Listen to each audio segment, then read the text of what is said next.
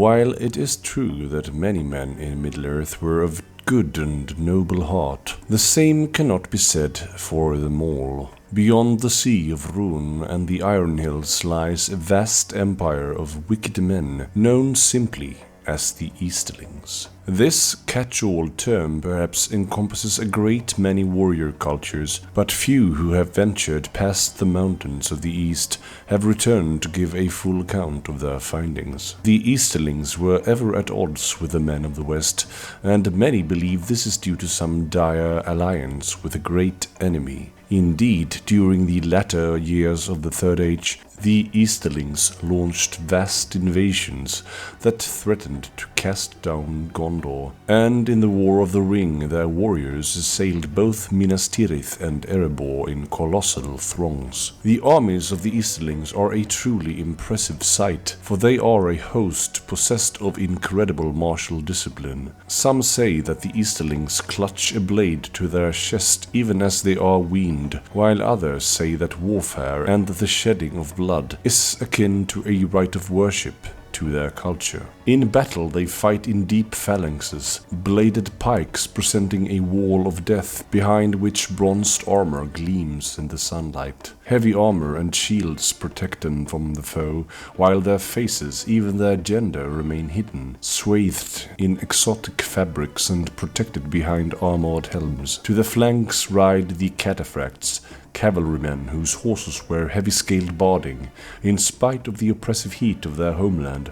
All the while captains and war priests exhort the ranks onwards into battle. Among the Easterlings no name is better known than that of Khamûl, second among the Nazgûl. This fell warrior lord took one of the 9 rings offered by the Dark Lord, and though none can say for certain whether he was an Easterling then, he assuredly is now, his name spoken with reverence and fear by all within the Rhûnish lands, even the greatest warrior champions of Rhûn, such as those who have risen to the heights of knights of the Easterling warrior cults, and even the Dragon Emperor himself bow to his irrepressible will.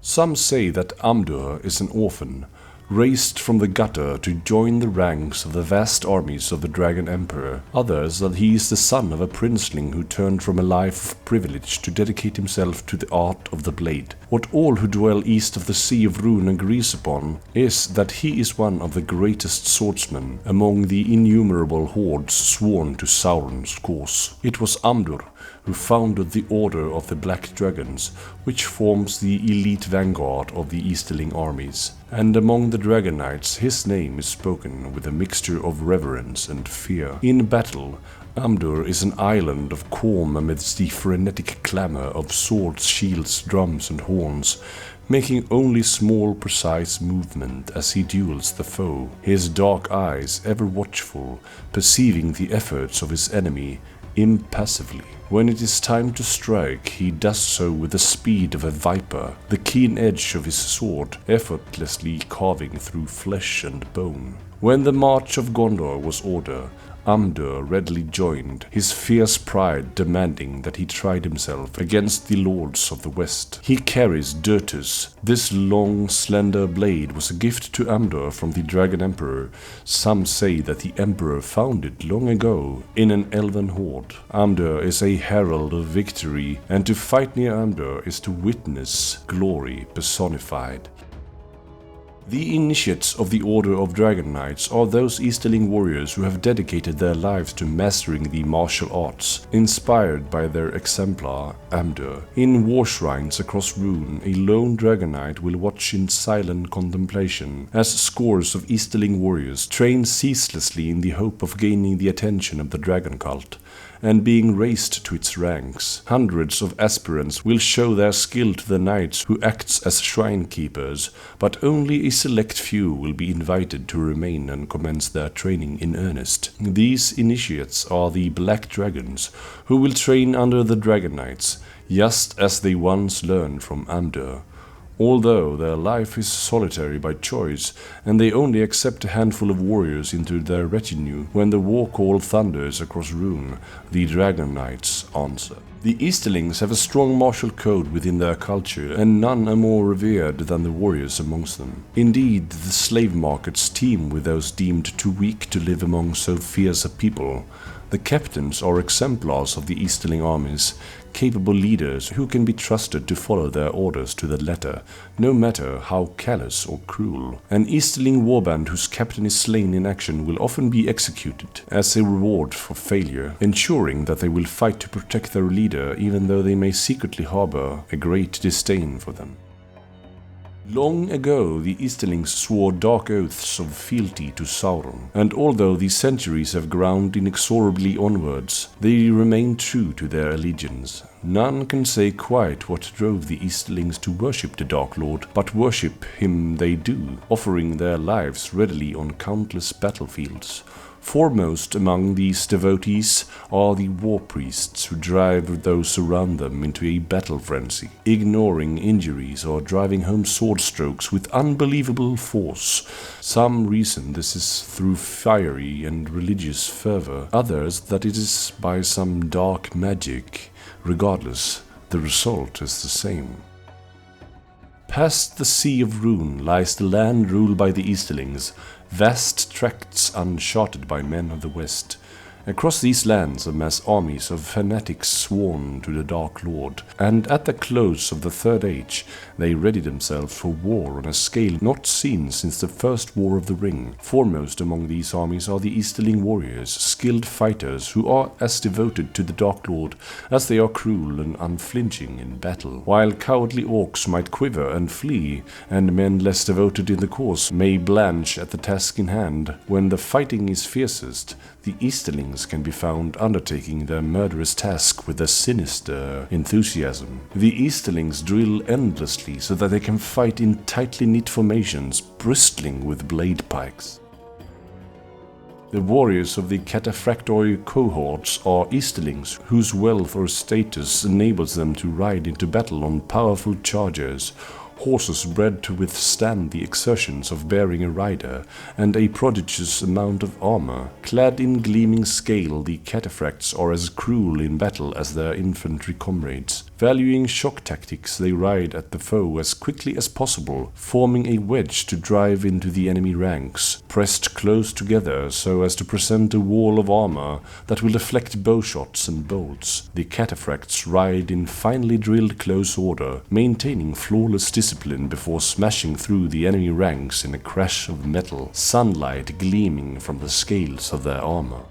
There are few, if any, who know the true identity of the Dragon Emperor, his past being shrouded in mystery, and those who speak too openly of him often vanish. In truth, the Dragon Emperor is the greatest of all the Easterlings, commanding the lands and the people of Rhûn with an iron fist. The stories of his exploits are legendary amongst the Easterlings, and their warrior people are utterly devoted to his rule. It was under the Dragon Emperor's command that Amdûr founded the Order of the Black Dragons, a warrior cult dedicated to their liege and their sole purpose to carry out his will. When Sauron commanded that the Easterlings wage war upon the north, the Dragon Emperor himself led them into battle, standing upon his royal palanquin. From atop this mighty structure he wields an exquisite glaive, and it is said that he has never once been bested in a duel. The legend has it that the Emperor's glaive,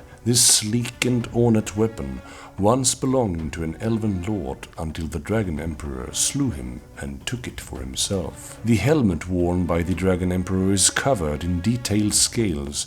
It is said to have been imbued with power by a dragon long ago.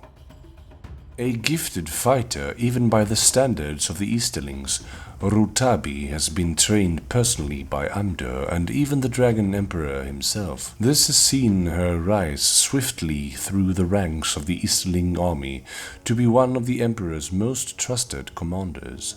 A cold and ruthless fighter, Rutabi will not hesitate to sink her blade into her enemy, taking pride in watching their life ebb away. There are few who have crossed blades with Rutabi and lived to tell the tale, for she is bereft of mercy and will slay any warrior she defeats. Brórgîr is the head of the Easterling war priests, those who have pledged themselves to worshipping the Dark Lord and do so with a frenzied devotion. Whilst most war priests practice a basic form of magic, Brórgîr has delved deeper into various scrolls and texts in order to develop his own powers. In battle, Brórgîr is able to imbue the weapons of his allies with a mystical force and even splinter the very ground before him.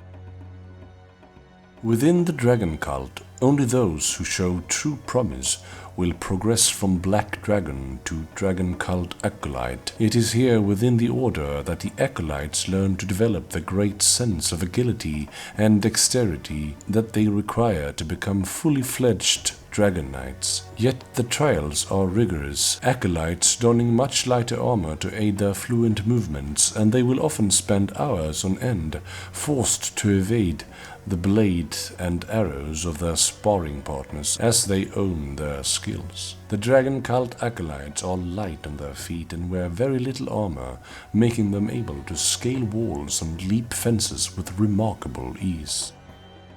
These territorial reptilian creatures harbor a vicious nature. Their powerful jaws can snap a man's arm in two, and the venom they inject slowly leaves their prey weakened and helpless.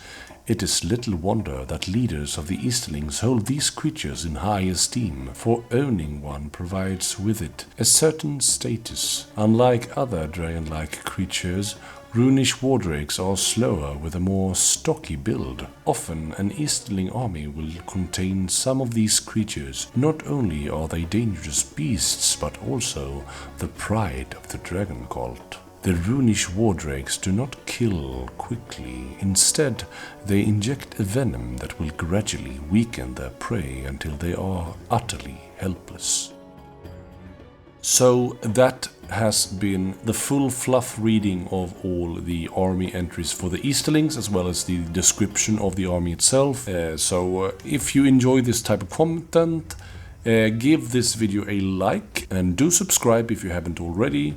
I really enjoy making these dramatic reading kind of things. I think much more than just like reading numbers and stats, especially for a game like Lord of the Rings strategy battle game, or Middle-earth strategy battle game, if you will, which is intended to be really thematic. I think this is what it's all about, right?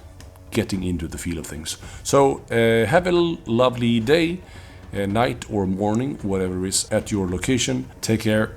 Bye.